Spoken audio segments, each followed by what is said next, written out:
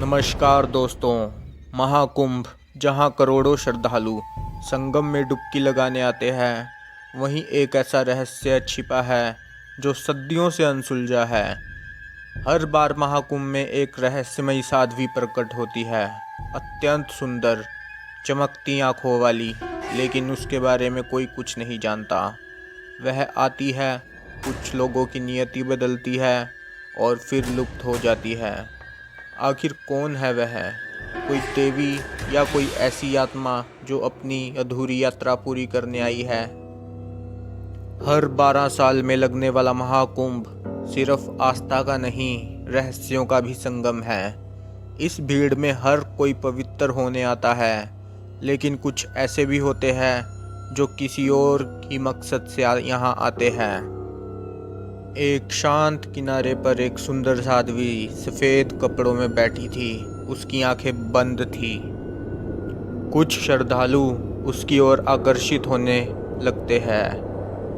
कोई उसे देवी मान लेता है, कोई दिव्य शक्ति का प्रतीक। एक श्रद्धालु साध्वी से कहता है, माँ, क्या आप किसी आश्रम से आई हैं? साध्वी हल्की मुस्कान देती है, लेकिन कुछ नहीं कहती। श्रद्धालु फिर से कहता है, मैंने पहले भी कभी आपको यहाँ नहीं देखा।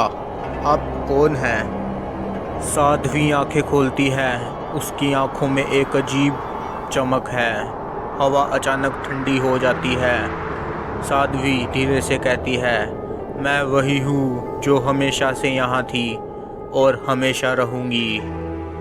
अचानक पास में खड़े एक बूढ़े साधु की आंखों में भय आ जाता है।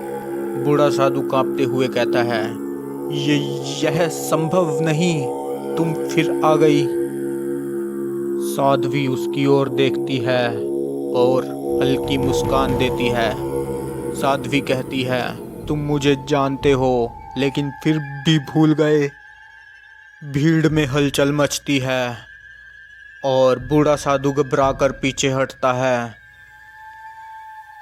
और वह वहां से भाग जाता है। रात का समय, चांदनी गंगा पर पड़ रही है। एक युवा साधु साध्वी के पास आता है। युवा साधु, माँ, आप कौन हैं? क्या आप सच में कोई देवी हैं?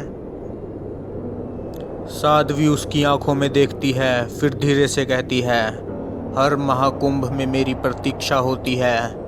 मैं किसी को आशीर्वाद देती हूँ, किसी को श्राप। यह निर्भर करता है कि कौन अपने पापों के साथ आया है। युवा साधु डर जाता है और पीछे हटता है और कहता है, लेकिन ऐसा क्यों?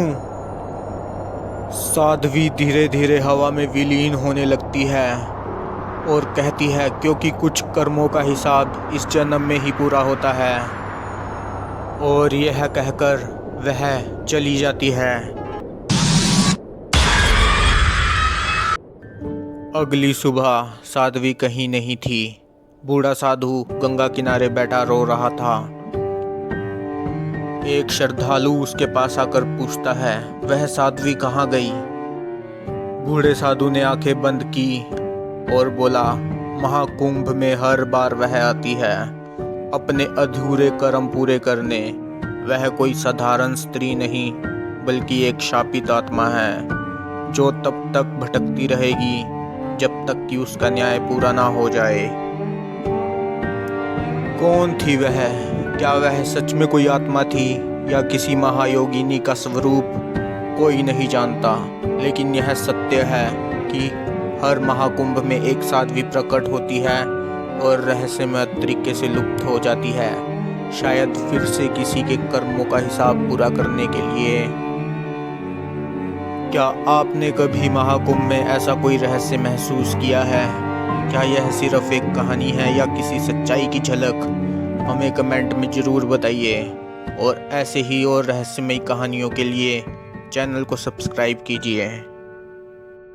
आपकी रात शुभ हो।